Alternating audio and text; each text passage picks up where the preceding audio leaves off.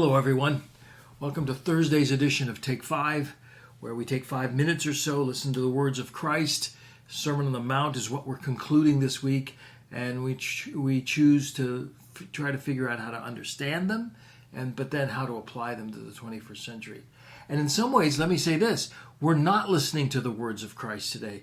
On Wednesday, we finished the sermon, in a sense, we did.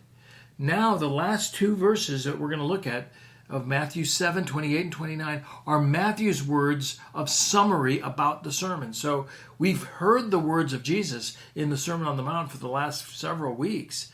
Now we're going to hear Matthew's summary of it. And it is that summary that I want to look at today and tomorrow as we end the week in our time in Sermon on the Mount. Here's what Matthew says in his conclusion of the 3 chapters that made up the Sermon on the Mount. Here's what he says. When Jesus finished these sayings, when he finished the Sermon on the Mount, the crowds were astonished at his teaching, for he was teaching them as one who had authority and not as their scribes. So 2 words, astonished and authority. And as we hear that, I want to ask you a question. When you listen to a sermon, what do you listen for? How do you listen to a sermon? Key word here, astonished and authority. Now, astonished can mean a whole lot of things.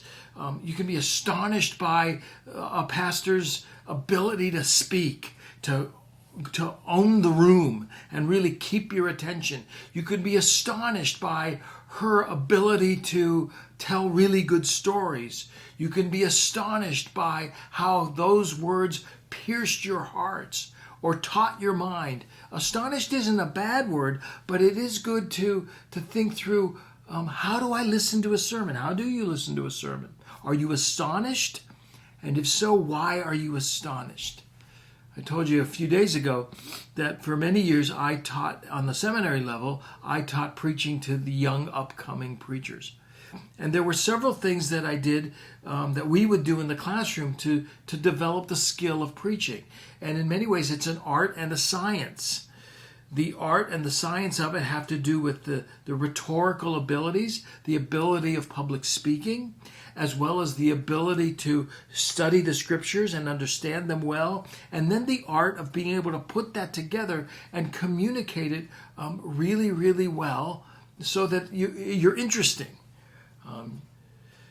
So again, I ask you, how do you listen to a sermon? Are you astonished when you hear it? And if so, why? Aristotle, you know that name? He was a disciple of Socrates.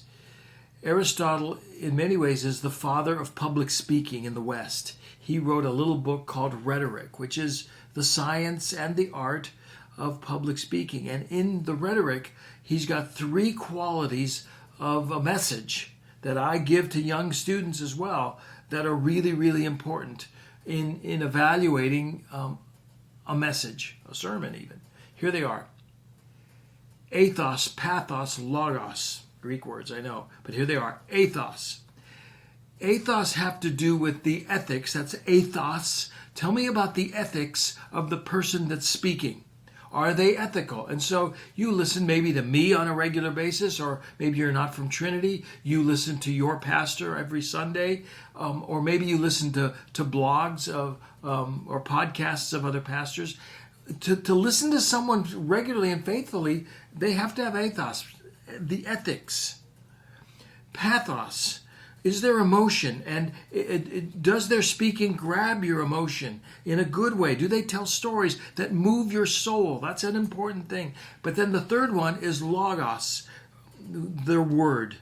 And in Aristotle's mind is it reasonable? Are their words following good reason? Do they make sense? And then I add a second component to it. Are they consistent with the word?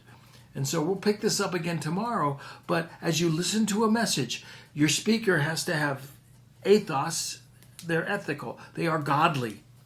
Pathos, their speaking is such that it brings you in, it draws you in, you're with your pathos are your feelings or your emotions. And then logos, are they consistent with the word? And if that's the case, then the astonishment with which you hear a sermon is valid. And so when you hear the sermon of Jesus, they were astonished. Ethos, wow, Jesus, no one had ethics like Jesus. Pathos, Jesus was able to tell stories, was able to relate to people on an emotional level. Absolutely. And Logos, he taught not like the scribes. His Logos, he was not only reasonable, but boy, he got into the scriptures and taught them like no one had ever taught before. We'll pick this up again tomorrow as we look at this conclusion and we decide how should we listen to a sermon. I'll see you tomorrow. Have a great Thursday.